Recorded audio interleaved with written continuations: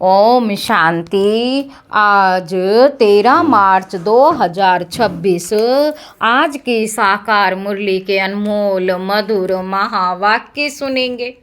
मीठे मीठे बाबा के मीठे बच्चे, तुम्हें श्रीमत पर तत्वों सहित सारी दुनिया को पावन बनाने की सेवा करनी है। सबको सुख और शांति का रास्ता बताना है। तुम्हें श्रीमत पर तत्वों सहित सारी दुनिया को पावन बनाने की सेवा करनी है। सबको सुख और शांति का रास्ता बताना है।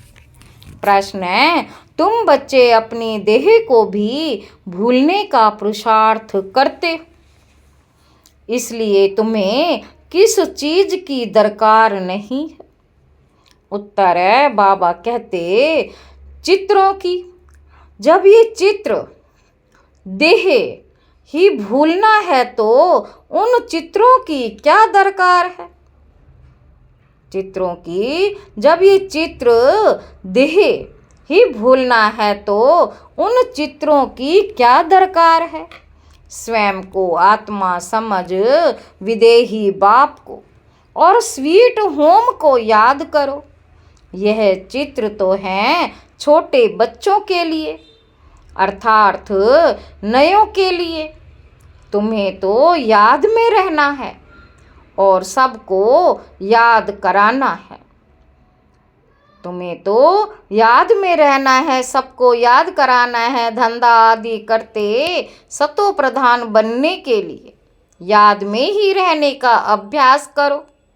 गीत है, तकदीर जगा कर आई हूँ। ओम शांति। मीठे बाबा के मीठे मीठे बच्चों ने यह अक्षर सुने और फौरन खुशी में रोमांच खड़े हो गए होंगे। बाबा कहते, बच्चे जानते हैं यहाँ आए हैं अपने सौभाग्य स्वर्ग की तकदीर लेने, ऐसे और कहीं भी नहीं कहेंगे। तुम जानते हो हम बाप से स्वर्ग का वर्षा ले रहे हैं, अर्थात स्वर्ग बनाने का पुरुषार्थ कर रहे हैं। सिर्फ स्वर्गवासी बनने का नहीं, परंतु स्वर्ग में ऊंचते ऊंच पद पाने का पुरुषार्थ कर रहे हैं। स्वर्ग का साक्षात्कार कराने वाला बाप हमको पढ़ा रहा है। ये भी बच्चों को नशा चढ़ना चाहिए। भक्ति अब खत्म होनी है। कहा जाता है भगवान भक्तों का उद्धार करने आते हैं, क्योंकि रावण की जंजीरों में फंसे हुए हैं अनेक मनुष्य की अनेक मतें। तुम तो जान गए हो सृष्टि का चक्र ये अनादि खेल बना हुआ है, ये भी भारतवासी समझते हैं। बरोबर हम प्राचीन नई दुनिया के वासी थे, अब पुरानी दुनिया के वासी बने हैं। बाप ने स्वर्ग नई दुनिया बनाई, रावण ने फिर नरक बनाया। बाप दादा की मत पर तुम अब अपने लिए नई दुनिया बना रहे हो, नई दुनिया के लिए पढ़ रहे हो। कौन पढ़ाते हैं? ज्ञान का सागर पतित पावन, जिसकी महिमा है एक के सिवाय और किसी की महिमा नहीं गाई जाती। वही पतित पावन है, हम सब पतित हैं। पावन दुनिया की याद कोई को नहीं है। पावन दुनिया की याद कोई को नहीं है। बाबा कहते, अब तुम जानते हो बरोबर 5000 वर्ष पहले पावन दुनिया थी। ये भारत ही था। बाकी सब धर्म शांति में थे। बाकी सब धर्म शांति में थे। हम भारतवासी सुख धाम में थे। मनुष्य शांति चाहते हैं, परंतु यहाँ तो कोई शांत रह ना सके। यह कोई शांति धाम नहीं है। शांति धाम है निराकारी दुनिया, जहाँ से हम आते हैं। बाकी सतयुग है सुख धाम, उसको शांति धाम नहीं कहेंगे। वहाँ तुम पवित्रता, सुख, शांति में रहते हो, कोई हंगामा नहीं रहता। बाबा कहते घर में बच्चे झगड़ा आदि करते हैं तो उनको कहा जाता है शांत रहो। तो बाप कहते हैं तुम आत्माएं उस शांति देश की थी, अब झगड़ालू देश में आकर बैठे हो। ये बात तुम्हारी बुद्धि में है। तुम बाप द्वारा फिर से ऊंचे से ऊंचे पद पाने का पुरुषार्थ कर रहे हो। बाबा कहते तुम बाप द्वारा फिर से ऊंचे से ऊंचे पद पाने का पुरुषार्थ कर रहे हो। ये स्कूल कोई कम थोड़ी है, गॉड फादर की योनावृष्टि है। सारी दुनिया में ये बड़े ते बड़ी योनावृष्टि है। सारी दुनिया में ये बड़े ते बड़ी योनावृष्टि है। इसमें सब बाप से शांति और सुख का वर्षा पाते, सिवाय एक बाप के और कोई की महिमा नहीं है। ब्रह्मा की महिमा थोड़ी है, बाप ही इस समय आकर वर्षा देते हैं। फिर तो सुख ही सुख है। सुख शांति देने वाला एक बाप है, उनकी ही महिमा है। सतयुग त्रेता में कोई की महिमा होती नहीं। वहाँ तो राजधानी चलती रहती है, तुम वर्षा पा लेते हो। बाकी सब शांति धाम में रहते हैं, महिमा कोई की नहीं। बल क्राइस्ट धर्म स्थापन करते हैं सो तो करना ही है। धर्म स्थापन करते हैं फिर से नीचे उतरते जाते, महिमा क्या हुई?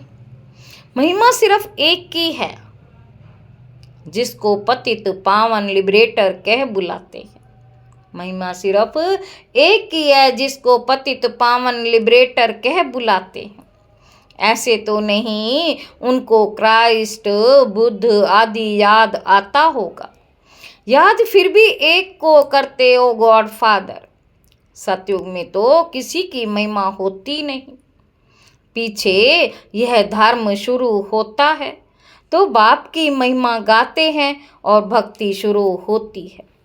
ड्रामा कैसे बना हुआ है, कैसे चक्र फिरता है, तो जो बाप के बच्चे बने हैं वही जानते हैं।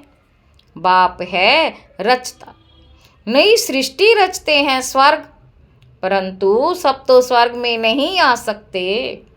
ड्रामा के राज को भी समझाना है, बाप से सुख का वर्षा मिलता है। इस समय सब दुखी हैं, सबको वापस जाना है, फिर आएंगे सुख में। तुम बच्चों को बहुत अच्छा पाठ मिला हुआ है। जिस बाप की इतनी महिमा है वह अब आकर सन्मुख बैठे हुए हैं और बच्चों को समझाते हैं। सब बच्चे हैं ना, बाप तो एवर हैप्पी है। वास्तव में बाप के लिए ये नहीं कह सकते, अगर वह हैप्पी बने तो अनहैप्पी भी बनना पड़े। बाबा कहते बाबा तो इन सब से न्यारा है। जो बाप की महिमा वही इस समय तुम्हारी महिमा, जो बाप की महिमा वही इस समय तुम्हारी महिमा। फिर भविष्य में तुम्हारी महिमा अलग होगी। जैसे बाप ज्ञान का सागर है, तुम भी हो। तुम्हारी बुद्धि में सृष्टि चक्र का ज्ञान जानते हो। बाप सुख का सागर है, उनसे अथाह सुख मिलते हैं। इस समय तुम बाप से वर्षा ले रहे। बाप बच्चों को अभी श्रेष्ठ कम कर्म सिखला रहे हैं। बाबा कहते बाप बच्चों को अभी श्रेष्ठ कर्म सिखला रहे हैं। जैसे ये लक्ष्मी नारायण हैं, इन्होंने जरूर आगे जन्म में अच्छे कर्म किए हैं जो यह पद पाया है। दुनिया में ये कोई नहीं समझते कि इन्होंने राज्य कैसे पाया। बाप कहते हैं तुम बच्चे अब यह बन रहे हो, तुम्हारी बुद्धि में ये आता है। हम ये थे फिर ये बनते हैं। बाप बैठ कर्म अकर्म विकर्म की गति समझाते हैं।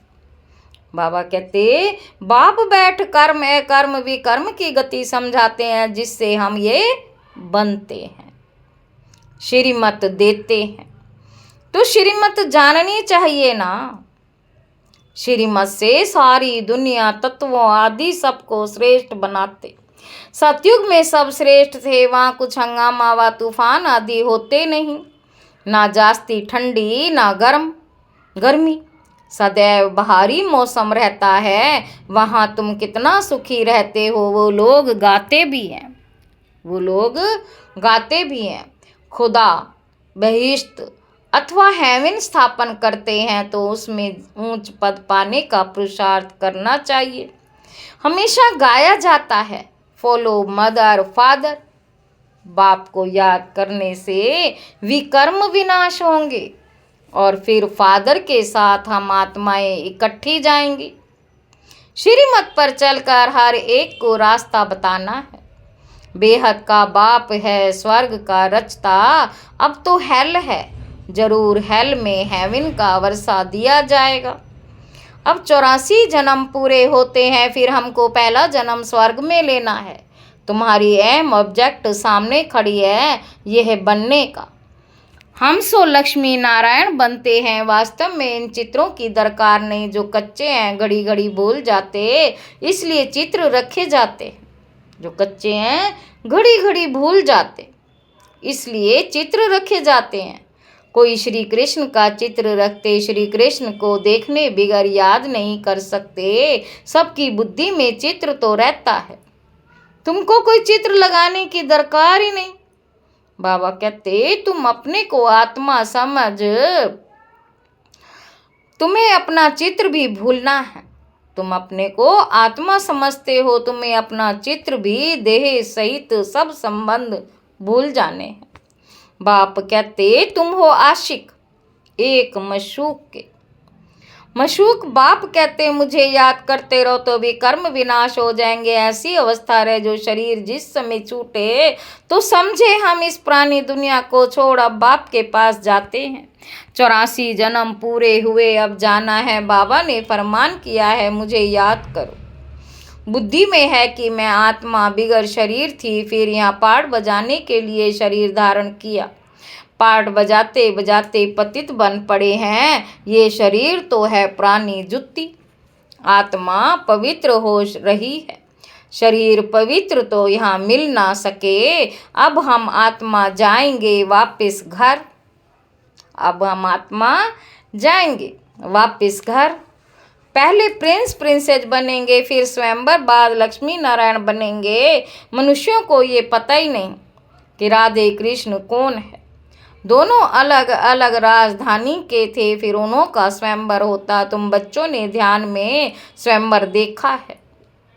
शुरू में बहुत साक्षात्कार होते थे, क्योंकि पाकिस्तान में तुमको खुशी में रखने के लिए ये सब पाठ चलते थे। क्योंकि पाकिस्तान में तुमको खुशी में रखने के लिए ये सब पाठ चलते थे। पिछाड़ी में तो है ही मारा मारी, अर्थक्वेक आदि बहुत होगी।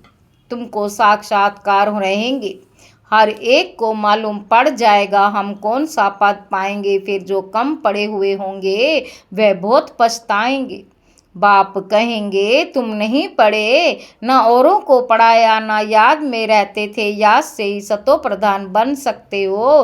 पतित पावन तो बाप ही है। वे कहते मामे कम याद करो तो तुम्हारी खाद निकल जाएगी। मामे कम याद करो तो तुम्हारी खाद निकल जाएगी। पुरुषार्थ करना है, याद की यात्रा का धंधा आदि भल करो। कर्म तो करना ही है ना, परंतु बुद्धि का योग वहाँ रहे। तमो प्रधान से सतो प्रधान यहाँ बनना है। गृहस्थ व्यवहार में रहते हुए तुम मुझे याद करो, तभी तुम नई दुनिया के मालिक बनेंगे। बाप और कोई तकलीफ नहीं देते हैं, तुमको बहुत सहज उपाय बताते हैं। सुख धाम का मालिक बनने मामे कम याद करो, अभी तुम याद करो। बाबा भी स्टार, मनुष्य तो समझते हैं वे सर्वशक्तिमान है। बाबा भी स्टार है, मनुष्य तो समझते हैं वे सर्वशक्तिमान है, बड़ा तेजवान है। बाप कहते मनुष्य सृष्टि का चैतन्य बीज रूप है। बीज होने के कारण सृष्टि के आदि मध्य अंत को जानता हूँ। तुम तो बीज नहीं हो, मैं बीज हूँ, इसीलिए मुझे ज्ञान सागर कहते। मनुष्य सृष्टि का चैतन्य बीज है उनको जरूर मालूम होगा कि ये सृष्टि चक्र कैसे फिरता। ऋषि मुनि कोई रचता और रचना के आदि मध्य अंत को नहीं जानते। ऋषि मुनि कोई रचता रचना के आदि मध्य अंत को नहीं जानते। बच्चे अगर जानते तो उनके पास जाने में देरी नहीं लगती, परंतु बाप के पास जाने का रास्ता कोई भी नहीं जानते। पावन दुनिया में पतित जा नहीं कैसे सकते हैं, पावन दुनिया में पतित जा ही कैसे सकते हैं। इसीलिए बाप कहते काम महाशत्रु पर जीत पहनो। यही तुमको आदि मध्य अंत दुख देते हैं। तुम बच्चों को कितनी अच्छी रीति समझाते हैं, कोई तकलीफ नहीं, सिर्फ बाप और वर्षे को याद करना है। बाप की याद अर्थात योग से पाप भस्म होंगे। सेकंड में बाप से ही बादशाही मिलती है। बच्चे भल स्वर्ग में तो आएंगे, परंतु स्वर्ग में भी ऊंच पद पाना, उसका पुरुषार्थ करना, स्वर्ग में तो जाना ही है। थोड़ा भी सुनने से समझ जाएंगे बाप आया है। अभी भी कहते यह वही महाभारत लड़ाई है। जरूर बाप भी होगा जो बच्चों को राजयोग सिखलाते हैं, तुम सबको जगाते रहते हो। जो बहुतों को जगाएंगे वह उच्च पद पाएंगे। पुरुषार्थ करना है, सब एक जैसे पुरुषार्थी हो ना सके, सब एक जैसे पुरुषार्थी हो ना सके। स्कूल बड़ा भारी है। यह है वर्ल्ड की यूनिवर्सिटी। सारी वर्ल्ड की को सुखधाम शांति धाम बनना है। ऐसा टीचर कभी होता है क्या? यूनिवर्स सारी दुनिया को कहा जाता। बाप भी सारी यूनिवर्स के मनुष्य मात्र को सतो प्रधान बनाते अर्थात स्वर्ग बनाते हैं। भक्ति मार्ग में जो भी त्योहार मनाते हैं वह सभी अब संगम युग के हैं। सतयुग त्रेता में कोई त्योहार होता ही नहीं, वहाँ तो प्रारब्ध भोगते हैं। त्योहार सब यहाँ मनाते हैं। होली और धुरिया रहे ये ज्ञान की बातें, होली और धुरिया ये ज्ञान की बातें। पास्ट जो हुआ सबके त्योहार मनाते आए हैं। पास्ट जो हुआ उसके सब त्योहार मनाते आए हैं। सब इस समय के, होली भी इसी समय की है। इस 100 वर्ष के अंदर सब काम हो जाता, सृष्टि भी नई बन जाती है। तुम जानते हो हमने अनेक बार सुख का वर्षा लिया, फिर गंवाया, खुशी होती, फिर बाप से वर्षा ले रहे हैं। औरों को भी रास्ता बताना। ड्रामा अनुसार स्वर्ग की स्थापना होनी है, ड्रामा अनुसार स्वर्ग की स्थापना होनी है। जैसे दिन के बाद रात के बाद दिन होता, दिन के बाद रात, रात के बाद दिन होता, वैसे कलयुग के बाद सतयुग होना है। मीठे मीठे बच्चों की बुद्धि में खुशी का नगाड़ा बजना चाहिए। अब समय पूरा होता, हम जाते हैं शांति धाम। ये अंतिम जन्म है। कर्म भोग की भोगना भी खुशी में हल्की हो जाती। कुछ भोगना से, कुछ योग बल से हिसाब किताब चुकतू होना है। बाप बच्चों को धैर्य देते हैं। तुम्हारे सदा सुख के दिन आ रहे हैं। धंधा आदि भी करना है, शरीर निर्वाह, पैसे तो चाहिए ना। बाबा ने समझाया है। धंधे वाले लोग धर्माऊ निकलते हैं, धंधे वाले लोग धर्माऊ निकलते हैं। समझते हैं जास्ती धन इकट्ठा होगा तो बहुत दान करेंगे। यहाँ भी बाप समझाते हैं, कोई 2 पैसा भी दे देते तो उनको रिटर्न में 21 जन्मों के लिए बहुत मिल जाता। आगे जो तुम दान पुण्य करते थे उसका रिटर्न दूसरे जन्म में मिलता था। अब तो 21 जन्मों के लिए एवजा मिलता है। आगे साधु संत आदि को देते थे। अब तो तुम जानते हो ये सब खत्म हो जाना है। अब मैं सन्मुख आया हूँ तो इस कार्य में लगाओ तो तुमको 21 जन्मों के लिए वर्षा मिल जाएगा। आगे तुम इनडायरेक्ट देते थे, यह है डायरेक्ट। बाकी तो तुम्हारा सब खत्म हो जाएगा। बाबा कहते रहते पैसे हैं तो सेंटर खोलते जाओ, अक्षर लिख दो। सच्ची गीता पाठशाला। भगवानुवाच मामे कम याद करो और वर्षे को याद करो। अक्षर लिख दो। सच्ची गीता पाठशाला। भगवानुवाच मामे कम याद करो और वर्षे को याद करो। अच्छा, मीठे मीठे सिके लदे बच्चों प्रति माता पिता बाप दादा का याद, प्यार और गुड मॉर्निंग। रूहानी बाप के रूहानी बच्चों को नमस्ते। हम रूहानी बच्चों की रूहानी बाप दादा को याद, प्यार और गुड मॉर्निंग। नमस्ते बाबा, नमस्ते, शुक्रिया बाबा, शुक्रिया। धारणा के लिए मुख्य सार। पहला पॉइंट, बाप समान महिमा योग्य बनने के लिए फॉलो फादर करना है।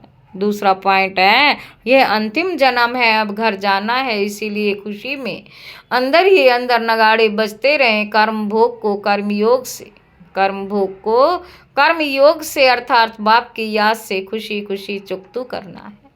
वरदान है, बालक सो मालिकपन की स्मृति से सर्व खजानों के अधिकारी। बालक सो मालिकपन की स्मृति से सर्व खजानों के अधिकारी, प्राप्ति संपन्न भाव। हम बाप के सर्व खजानों के बालक सो मालिक हैं। नेचुरल योगी, नेचुरल स्वराज्य अधिकारी, इस स्मृति से सर्व प्राप्ति संपन्न बनो। यही गीत सदा गाते रहो। पाना था सो पा लिया, खोया पाया, खोया पाया, ये खेल नहीं करो। पा रहा हूँ, ये अधिकारी के बोल नहीं। जो संपन्न बाप के बालक सागर के बच्चे हैं, वे नौकर के समान मेहनत कर नहीं सकते। स्लोगन है, योग बल द्वारा कर्म भोग पर विजय प्राप्त करना, यही श्रेष्ठ पुरुषार्थ है। ये अव्यक्त इशारे निश्चय के फाउंडेशन को मजबूत कर सदा निर्भय और निश्चिंत रहो। सबसे पहले स्वयं में पूरा फेथ, विश्वास चाहिए, फिर बाप दादा और सर्व परिवार की आत्माओं में फेथफुल होना पड़ता है। जितना फेथफुल बनकर निश्चय बुद्धि होकर कोई कर्तव्य करेंगे तो फेथफुल होने से सक्सेसफुल हो ही नहीं जाएंगे। जितना फेथफुल बनकर निश्चय बुद्धि होकर कोई कर्तव्य करेंगे तो फेथफुल होने से सक्सेसफुल हो ही जाएंगे। फेथफुल होने से हर कर्तव्य, हर संकल्प, हर बोल पावरफुल होगा। अच्छा, ओम शांति।